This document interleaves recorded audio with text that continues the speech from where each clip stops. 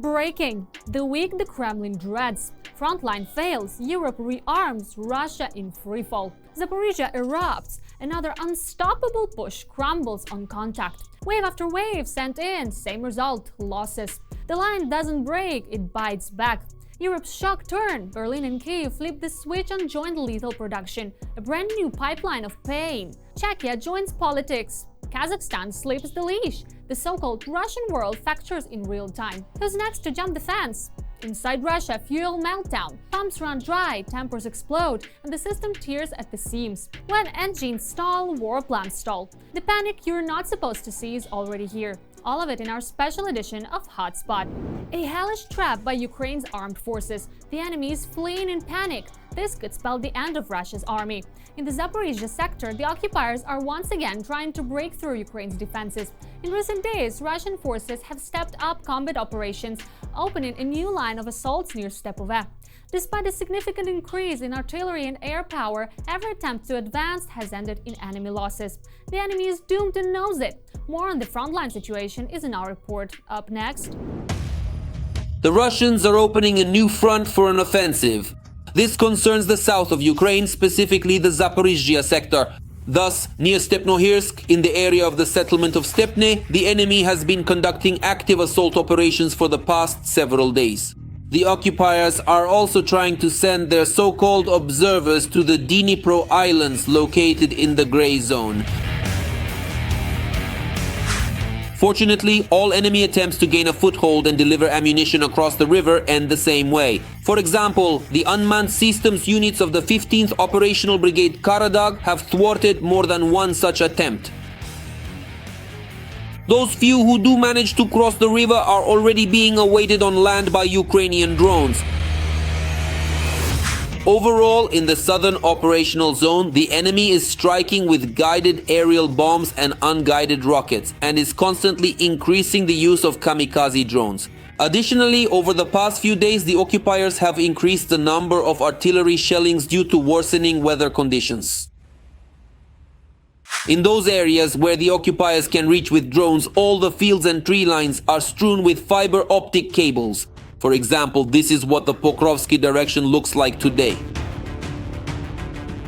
The area around is completely covered with fiber optic cables, each one connected to a deadly FPV drone. But despite everything, our soldiers keep working and are carrying out a real hunt for the occupiers. Our drone operators find the enemy everywhere, in buildings, tree lines, and shelters. After that, they give a warm welcome to enemy infantry and equipment.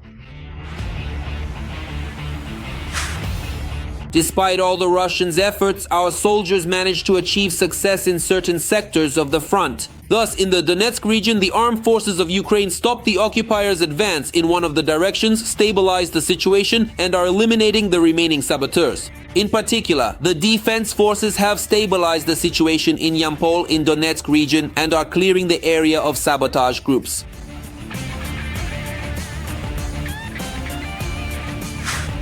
Units of the Special Operations Forces of the Armed Forces of Ukraine and the National Guard are conducting strike and search operations in the settlement itself to identify and eliminate the remaining enemy sabotage groups. Syrsky also shared details about the Ukrainian offensive near Dobropilya. There, the armed forces of Ukraine managed to accurately strike several enemy concentrations and partially destroy the occupiers' logistics chain. In certain specific areas, Ukrainian drone pilots are effectively creating roads of death for the enemy. For example, here our UAVs caught up with 2 Russian vans, 6 trucks, and at least 2 armored combat vehicles. The occupiers' losses in this direction over the past day amount to 47 personnel, of which 32 are irrecoverable. Since the beginning of the counter-offensive operation in the Dobropilya direction, the Russians have lost about 3,520 personnel. Of these, at least 2,000 will return to their homeland in coffins. However, despite heavy losses on all fronts, Russian generals have no intention of stopping their meat grinder assaults. On the contrary, together with Putin, they seem to be deliberately trying to send as many Russian contract soldiers to their deaths as possible. For example, the Russians advanced in the Kharkiv region toward 8 settlements at once, according to reports from the Ukrainian General Staff. According to the military, over the past day, Ukrainian forces repelled 12 attacks in the southern Slobozansky direction. And these shots are already from the area near the settlement of Kotlyarivka. As we can see, the Russian helicopter failed to evade the Ukrainian FPV drone. And although the incident itself happened the day before, Russian media have only now published the video of the enemy bird being shot down.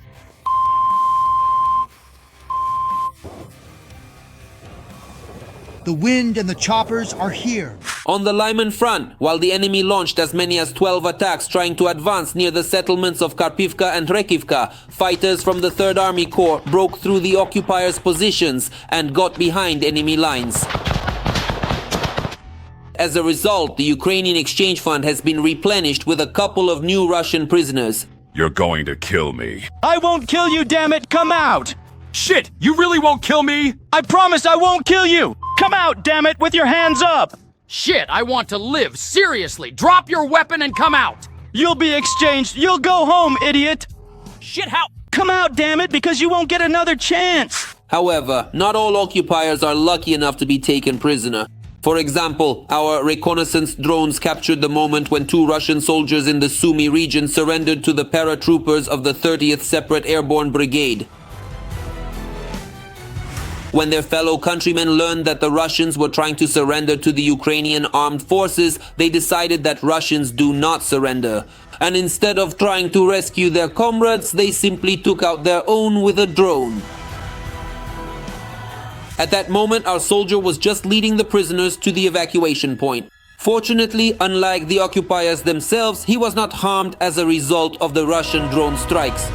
Czechia on the brink. Pro-Russian anti-EU forces have taken power. Shock.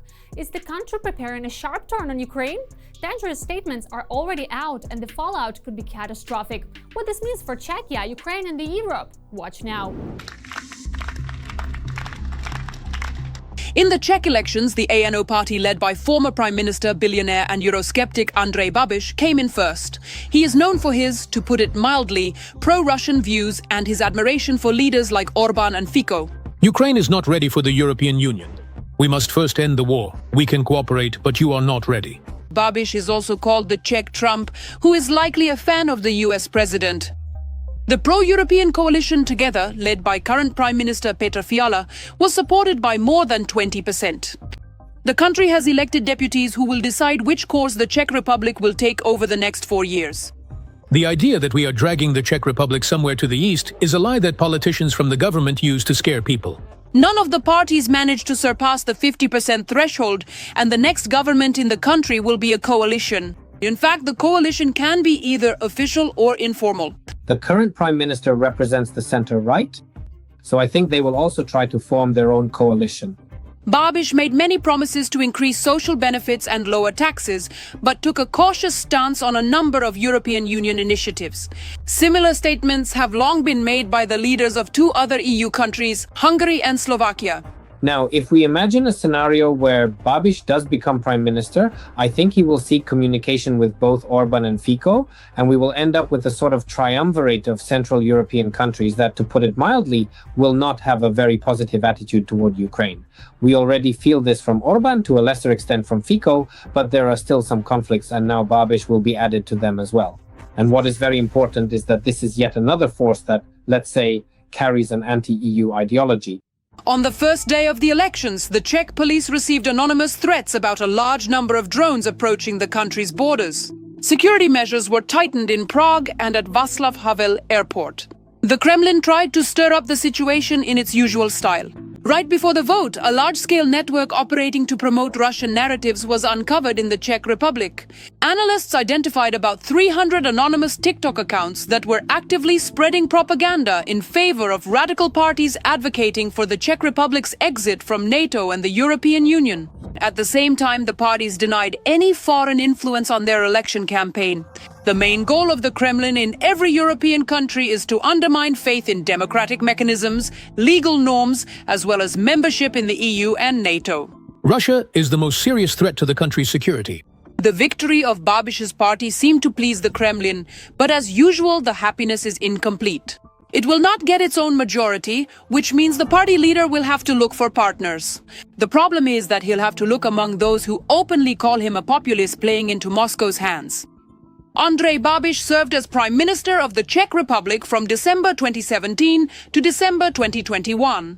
His party was defeated in the parliamentary elections in 2021. In January 23, former NATO general and current Czech President Petr Pavel defeated Babiš in the presidential election. And today, in 25, the main role will pass to the non-partisan President Petr Pavel, who will have to task someone with forming the government. Now the main question is, can Babiš become Prime Minister again? After all, it's usually the Prime Minister who decides more than the President. But the President also has a certain influence on the country's political processes. It's a kind of balance of power. And we understand that a hypothetical Prime Minister Babiš and accordingly President Pavel are different people. They represent different political forces. Accordingly, this would already be a conflict between the President and the Prime Minister if, again, Babiš becomes Prime Minister, if the ANO party manages to unite all the other forces around itself. Babiš himself openly denies any sympathy for the Kremlin, recalling an incident that happened when he was already Prime Minister. His government declared 18 Russian diplomats to be spies and expelled them from the country. This happened after an investigation into explosions at ammunition depots revealed that it was not just anyone, but Russian special services who were behind them. It's a paradox, but there are practically no official materials regarding this case. But soon after, Babiš once again started talking about the need for dialogue and the importance of economic ties with Russia. There is a widely held opinion that Andrej Babiš largely made his significant financial fortune thanks to substantial Russian capital and money. Accordingly, he is perceived as someone who has close ties with Russia, close ties with the Kremlin, and this poses a threat to Ukraine. How the victory of the right in the Czech elections will affect Ukraine is a concern not only for Ukrainians themselves, but also for Europeans. I have met with Zelensky 3 times. We help Ukraine through the EU. We pay large sums into the European budget, so we are already helping.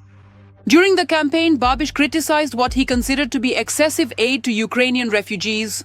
First, they raised taxes for Czech parents, took away child benefits, and cut privileges. And now, imagine, they are coming up with maternity leave for Ukrainian women. Not for our women, but for Ukrainian women. Being a right-wing populist, he has repeatedly spoken about the need to cut or wind down aid programs for Ukraine. But experts believe that his rhetoric could change dramatically after the elections. People promise a lot of things, but when they win the elections and come to power, they can suddenly change their attitudes. Because after all, it's one thing, the slogans they use to get into power, and another thing is what they actually have to do, considering the redistribution of EU budget funds. A person might really go around saying, we need to stop helping Ukraine, we need to end everything, but then comes to power and realizes that's not the case. Because of this, they might end up not receiving EU budget funds. Plus, there are the risks that we all see for European countries, risks that Poland sees, that Finland, Denmark, and Norway see. So all these sentiments are present as well. And the image of a force that would act as a hypothetical collaborator with Russia, nobody wants that. Breaking! Germany's shock move. Berlin and Kyiv team up. Joint lethal arms line is live. Something extraordinary is on its way to Russia. Putin is raging. Germany just delivered an explosive gift. Could this flip the front? Details next. Ukraine will receive 2 more Patriot systems from Germany by the end of 2025. Berlin will provide Kyiv with these modern air defense systems with the support of Norwegian partners. The strengthening of Ukraine's air defense and the supply of missiles for them were further discussed by Volodymyr Zelensky and German Chancellor Friedrich Merz during a meeting on the sidelines of the European Political Community Summit in Copenhagen. There was also a separate discussion about the implementation of the initiative for a list of Ukraine's priority requirements, which allows the purchase of American weapons with financial support from alliance member countries. In particular, Germany has already financed the 3rd package. Germany is one of the leaders when it comes to providing Ukraine with air defense systems. These are accordingly Patriot surface-to-air missile systems, plus PAC-2 and PAC-3 missiles for the Patriots. This also includes IRIS-T systems. It should be noted that in addition to this, Gepards are also being supplied. These again are short-range air defense systems. It is quite remarkable that the German side is creating a layered air defense system. Germany is the largest European donor of military aid to Ukraine, supporting the Ukrainian people so they can defend their freedom today and deter aggression in the future. In addition to air defense systems, Germany has supplied Ukraine with heavy armored vehicles. These include Leopard 2 and Leopard 2 A6 tanks. These are among the most modern types of armored vehicles in their class. In addition, and accordingly, this includes the transfer of infantry fighting vehicles. Besides this, Germany is cooperating as well. Together with Denmark, they are funding the transfer of strike weapons to Ukraine. This refers to the CZECHIA self-propelled howitzers.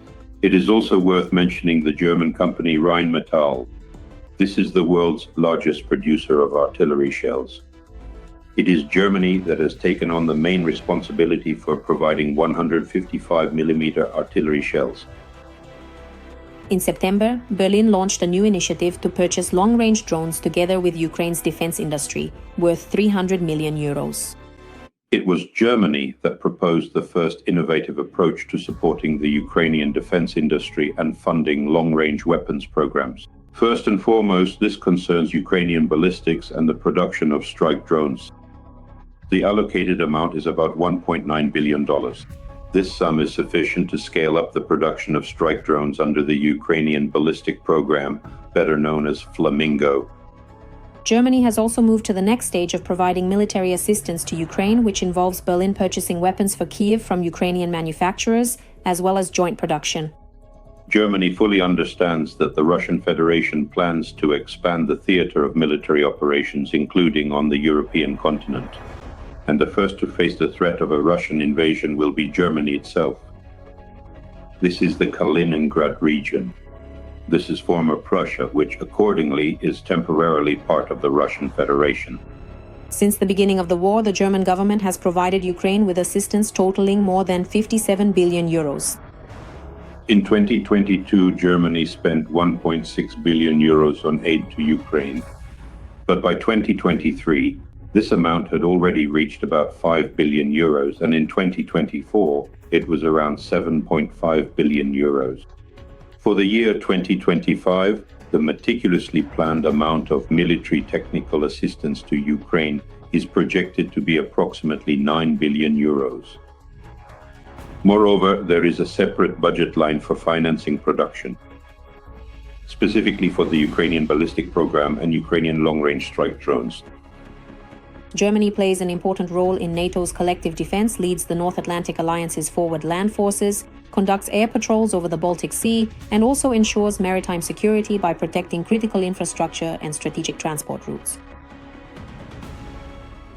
Every voice matters. Join our community, support independent journalism, and help us bring you the truth from Ukraine. Become a member of Ukraine Today. Join us now. Shockwave in the Russian world. Kazakhstan is slipping from Moscow's grasp as the empire frays. Astana is rewiring trade lanes, tightening its security posture and retooling energy ties, edging towards real independence and new partners. Another nail in Putin's coffin is President Tokayev quietly realigning, testing closer coordination with Ukraine, opening westbound corridors and signaling a more balanced foreign policy. What's driving the shift? How far could it go? And how will it reshape the regional map? Watch now. Ukrainian President Zelensky and Kazakh President Tokayev met in New York for the first time since 2019. On the sidelines of the General Assembly, Tokayev stated that it was time to sit down at the negotiating table, although he did not directly condemn Russia. Kazakhstan remains concerned about the crisis surrounding Ukraine, which continues to inflict serious harm on civilians, undermine global trust, and weaken international security. Nevertheless, bilateral and international diplomatic efforts to resolve this conflict should continue. Kazakhstan appears to maintain neutrality regarding the Russia-Ukraine war and offers its mediation services.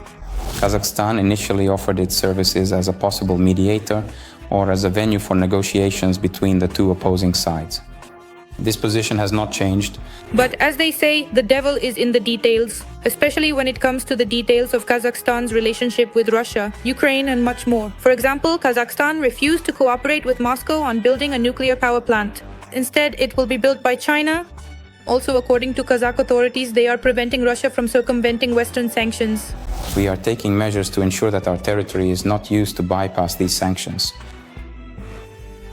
Various comprehensive measures are currently being diligently undertaken, including the meticulous tracking of goods, sophisticated online tracking systems for all consignments, and even the proactive creation of a highly specialized and easily accessible website where you can thoroughly check whether a particular company or a specific product is indeed listed on the official sanctions list. This platform is known as TradeRadar.case. I firmly believe that all our dedicated exporters are fully aware of these crucial regulations and consequently are meticulously complying with them at every step of their operations. And the president also stated that he does not recognize the legitimacy of the so-called LNR and DNR. We do not officially recognize Taiwan, Kosovo, South Abkhazia, South Ossetia, or Abkhazia. And apparently, this principle will be applied to all state territories, which, in our view, includes both Luhansk and Donetsk, regions currently experiencing significant geopolitical tensions. Naturally, Russian politicians and propagandists cannot tolerate such audacity and regularly threaten Kazakhstan with war, claiming the same thing as they do about Ukraine, that these are supposedly originally Russian territories. And if we don't resolve the issue with Ukraine, then we'll have problems with Kazakhstan, Armenia, and other countries that surround us. Even with Kazakhstan, well, of course. Why? Look at what's happening in Kazakhstan today in terms of building a kind of Kazakh state, how a national mythology about independence is flourishing there, about the switch to the Latin alphabet. There's a lot of interesting things going on there if you take a closer look. The situation in Ukraine is clearly mirrored in Kazakhstan. There are also huge regions there populated by Russian speakers. Some people in Kazakhstan believe that in the future we want to take northern Kazakhstan from them according to the so-called Ukrainian scenario, as they put it. What do you think? Did we ever have such plans? Do we have any intentions like that? I believe that we have historical rights to that land. These are industrial regions. These are cities that were built by our ancestors. Why did we actually give them away in '91? On what exact legal basis? Because of this, Kazakhstan has created a list of Russian citizens who are banned from entering the country. This list includes a dozen deputies of the Russian State Duma, as well as the notorious Tina Kandelaki, the ideologist of the Russian world Dugin, and the late husband of propagandist Simonian. Oh, my dear Kazakhs, my beloved brothers and sisters, what kind of profound ingratitude is this that you are displaying? Please, take a very close and careful look at the current situation in Ukraine and truly think about it with utmost seriousness. If you genuinely believe that you can continue being so incredibly sly and cunning and somehow manage to get away with such actions without any consequences, then you are profoundly and gravely mistaken. President Zelensky has repeatedly stated, citing intelligence data, that Russia has military plans for Kazakhstan. So the information we received indicated that among their priorities are the Baltic countries, Moldova and Kazakhstan. These are the closest targets of the Russian Federation.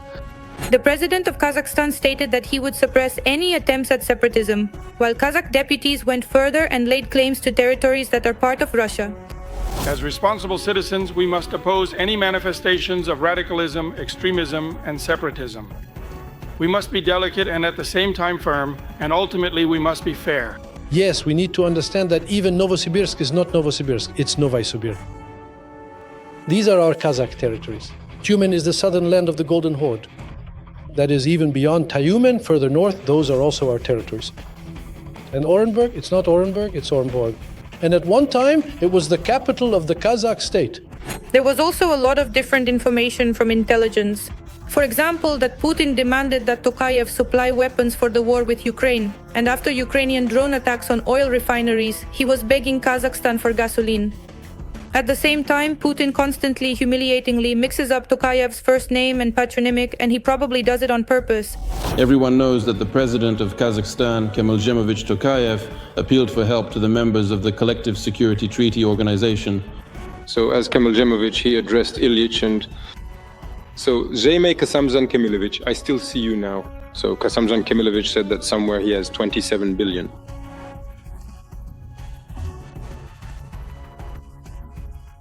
Respected Kasamzan Kemilovich. Putin's plans included dragging Kazakhstan into the so-called Union State. Following the example of Belarus, but he didn't succeed, Tokayev only mocks such proposals. Recently, the president of the Republic of Belarus, Alexander Lukashenko, suggested that Kazakhstan join the Union State. but I appreciated the joke as it deserved.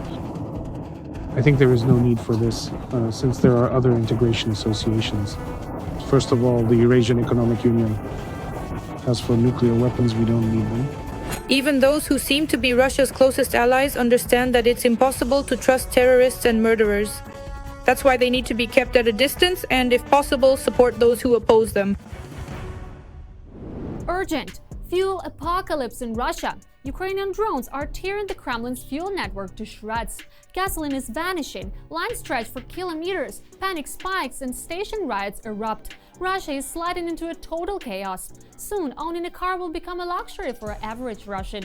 All the shocking details of the fuel meltdown, watch now. An absolute anti-record for Putin. Cars in Russia are ceasing to be a means of transportation and are turning into a luxury item. After all, it's becoming increasingly difficult for Russian residents to fuel their iron steeds. Despite the Kremlin extracting an enormous amount of oil, the country is facing a shortage of gasoline and diesel fuel. As ridiculous as it sounds, in a country that used to be a gas station and a raw materials appendage of China with a pipeline-based economy, now it can't even provide its own population and businesses with oil and petroleum products. The main culprit behind the catastrophic fuel shortage beyond the curb has been the Ukrainian armed forces and their precision strikes on the occupiers' oil refining infrastructure. So, by the end of September, oil refineries across Russia were idling at least 38% of their primary oil processing capacity, or 338,000 tons per day. For the former gas station country, this is a colossal market collapse. Recently, the fuel shortage has even been acutely felt at the front lines. At regular Russian gas stations, you can hardly find 95-octane fuel in most regions, even if you search high and low during the day. In particular, some gas stations have started temporarily limiting the amount of fuel sold to each customer. That is, in some places they only allow up to 20 liters, in others up to 30 liters per purchase. And at other stations in certain regions of Russia, the sale of specific types of fuel was temporarily suspended altogether.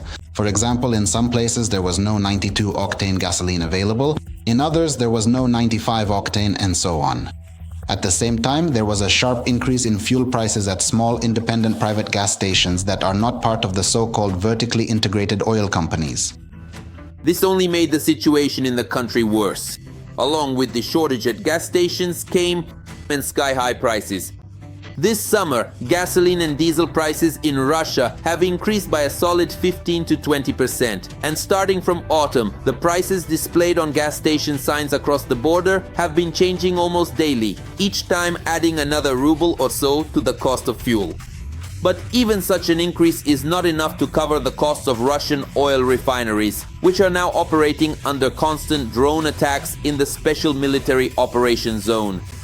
The scale of the shortage is such that this is a desperate attempt by hitting the pockets of oil producers, of oil companies already suffering losses whose profits are collapsing and many of whom have become unprofitable, to somehow supply the domestic market. Things are even worse for Russian oil traders on foreign markets than they are domestically. Previously, the government compensated for the price difference through exports, but today, Russian oil isn't being bought in Europe even for pennies. This means that cheap gasoline can no longer be expected within Russia itself. There are major problems with fuel and the crisis will only get worse. Accordingly, oil producers can't make money on foreign markets because of sanctions, a strong ruble, and falling oil prices. Right now, Russian oil is trading at $55 to $57 per barrel there, taking into account all the discounts and markdowns in the RMTO. So that's it. Now the oil companies are all but begging the government for help, asking for tax cuts, lower MET rates, export duties, and excise taxes. But the authorities can't do that. Their budget is falling apart. They've got a hole in the budget. And the Russian economy has nothing to patch that hole with. As a result, the Kremlin couldn't come up with anything better than to announce the start of fuel imports into the country, while simultaneously halting all exports of gasoline and diesel from Russia. So what they're planning is to import gasoline. So Putin has won. He used to say that Russia wouldn't be a gas station, a country that's just a gas station. I think this is a real victory. It really deserves to be noted. Now Russia will be buying gasoline. How can you not recall Churchill, who said that when the Soviet Union starts buying wheat, that's when it will come to an end.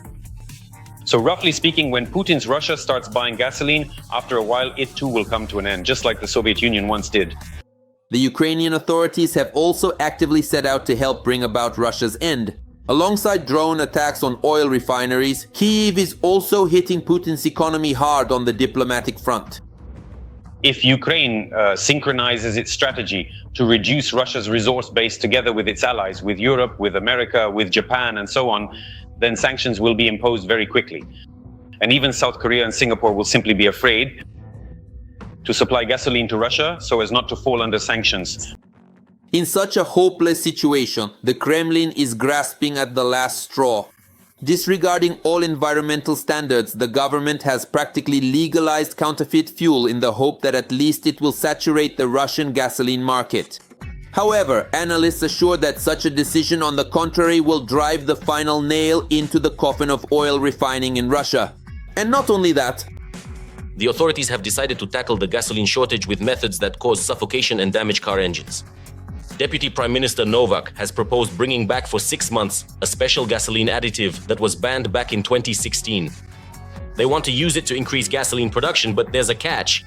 This additive has a negative impact on the environment, damages vehicles, and increases the amount of nitrogen oxides in exhaust fumes, which settle in the air at a height of 60 centimeters above the ground. It is dangerous for people to inhale these vapors. Symptoms of poisoning include slowed reactions, suffocation, and a bluish tint to the hands and ears. And such a surrogate with toxic additives will instantly turn the engine into a pile of scrap metal. After just 6 months of driving on this kind of fuel, a car will become unusable, just like all public transport in Russia. Then, without proper gasoline and diesel, the entire multi-million strong country will be forced to switch over to good old horse-drawn carts.